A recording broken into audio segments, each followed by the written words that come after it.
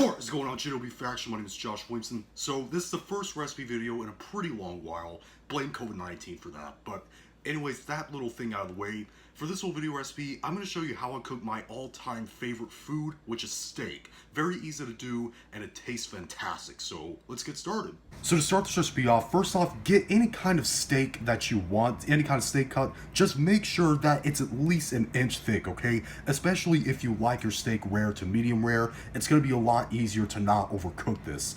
But anyways, any kind of cut you want. I'm using a ribeye. It's my favorite cut of beef. It's comprised of the eye muscle, which is this middle part right here, and the outside part, which is called the cap muscle. That is the best tasting piece of meat on a cow. But anyways, what you want to do, first of all, is season it very well with salt and black pepper. And repeat the same thing on the other side. Once again, salt and black pepper. Alright, so now you want to transfer the steak to a baking tray lined with a wire rack and foil underneath it to catch any of the juice that fall out. And insert a probe thermometer like I've got right here. And we're cooking the steak reverse sear, okay? Meaning we're putting it in the oven until it comes up to our desired temperature, and then we're giving it a sear in the pan to give it a good crust. The reason we're doing this is because it helps it come up to whatever doneness of steak that we want. And you know, it doesn't even make it a hassle to sear without overcooking it or not cooking it enough. Now, I like my steak medium rare, so I'm going to put this in the oven at 250 degrees Fahrenheit. I don't know how much it is in Celsius, I'm sorry, but I'm going to put it in until it comes up to an internal temperature of 135 degrees. Now, if you want your steak rare or medium well or well done, here's the temperature chart. Pause it to read it. So I'm going to put this in the oven, like I said, the same temperature I talked about before, 250 degrees Fahrenheit, until it reaches my favorite internal temperature, which is 135 degrees, which is medium rare, and I'll come back and I'll show you what to do next. Alright, so this is what the steak should look like when it comes out of the oven. The internal temperature is 135 degrees, which means it's medium rare in the middle already. You know, on the outside, it doesn't look very good. I know that. It doesn't look appetizing at all, but we have to give it a good sear.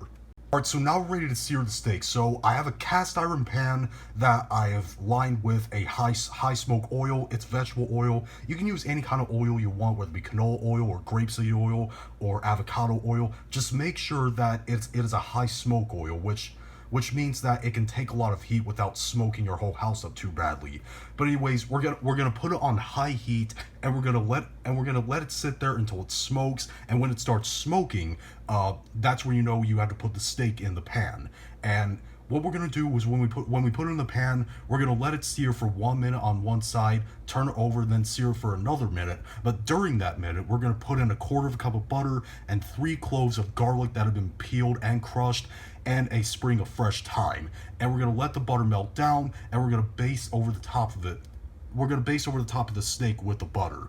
And after all that's done, after it's done cooking on the other side for 1 minute, we're gonna turn the steak on the strip of fat that a ribeye has on the side of it, and we're gonna render that fat to make sure it's actually edible. Uncooked fat is disgusting. Now, I'm telling you this process right now because if I tried to tell you while the steak was searing, you would not hear me.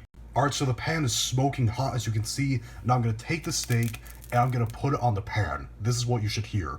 And like I said, I'm going to sear it for 1 minute on each side, and the rest of the process that I described.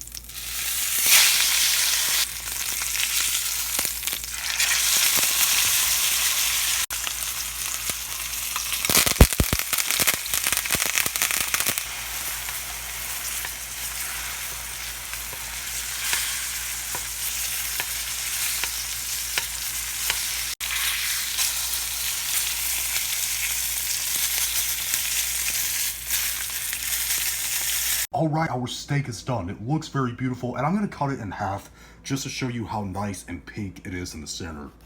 And you can see how tender it is. Just take a look at that inside right there. That is beautiful, ain't it? Like I said, steak is my favorite food of all time, and it's very simple and easy to put together. And with this method, especially the reverse sear, it's just so much better than actually just pan frying it, or doing the pan frying and then sticking it in the oven, because you don't have to let the steak rest because it already retains the juices while it's in the oven, and you don't have to wait for it to sit for like 5 to 10 minutes like you do with the usual steak. But anyways, if you tried this steak out, leave in the comment section down below and tell me what you thought, whether you liked it or you hated it. And if you liked this video, thumb it up. If you hate this video, thumb it down. And be sure to click subscribe to become a member of the channel to be faction on our journey to 10,000 subscribers. See you later.